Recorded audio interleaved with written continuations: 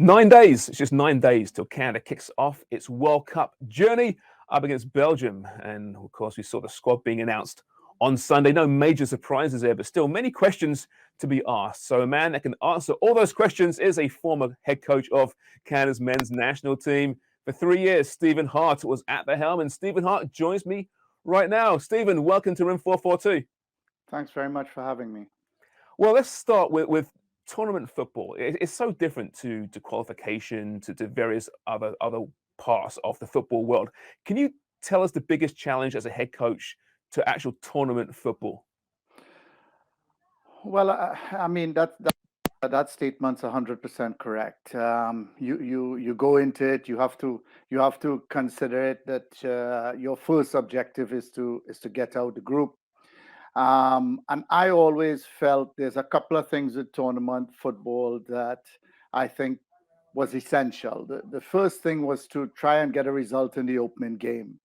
That sorts of settles everybody down. And the second thing, I would have preferred to play the better team in the opening game. That had time to assess us completely, see what our form is like during the tournament, etc.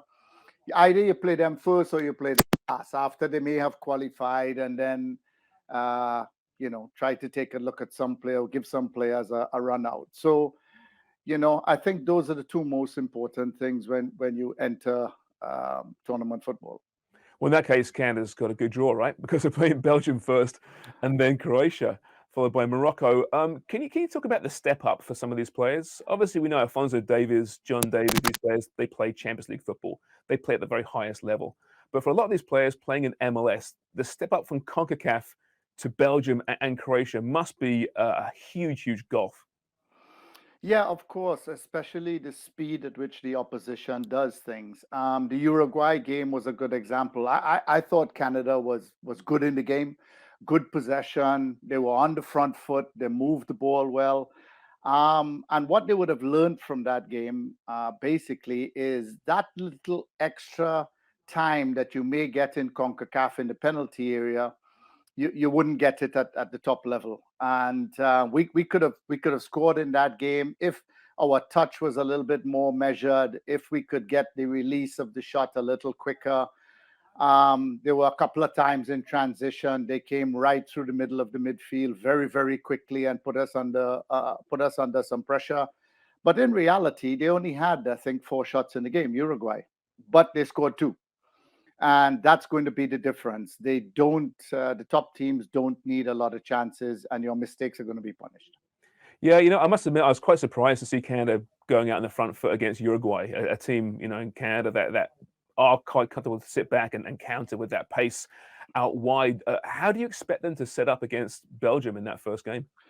I don't well, I mean, I don't think John is going to sit back. The strength of Canada is going forward. The wide positions, we got a lot of pace, we got a lot of depth.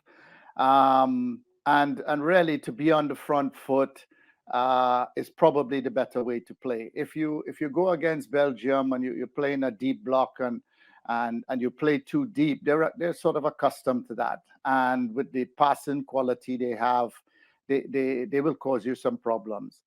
And I think the staff of Canada knows that.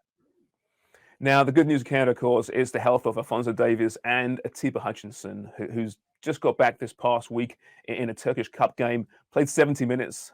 So the deep bone bruise in his foot, obviously not ideal, but it is good news. You know Atiba well. Um, what has Canada got in Atiba Hutchinson? And even at, say, 75%, does he need to start against Belgium if possible? I think so. I think he gives the midfield the kind of balance that it needs. It allows Esakio to put forward a little bit more and support the attack centrally. And he's always going to be organizing and covering in the midfield. Uh, I think when you look at the Uruguay game, we missed that a little bit, and he has that intelligence to know when to fill gaps, to recognize when the fullbacks have pushed forward, and more than likely that's where we may lose the ball, and just drift over to that side a little bit to provide some cover. I think that's essential. Absolutely, and you may even see him at centre back, right? I suppose at some point, which isn't ideal, obviously, but it's Atiba. He can play in different positions. Would you say defense is the biggest concern for this team from a depth standpoint? Everybody is saying that. We did give up the least amount of goals in CONCACAF, but we're talking about a different level here. For me, defending a lot of times has to do with the balance of the team.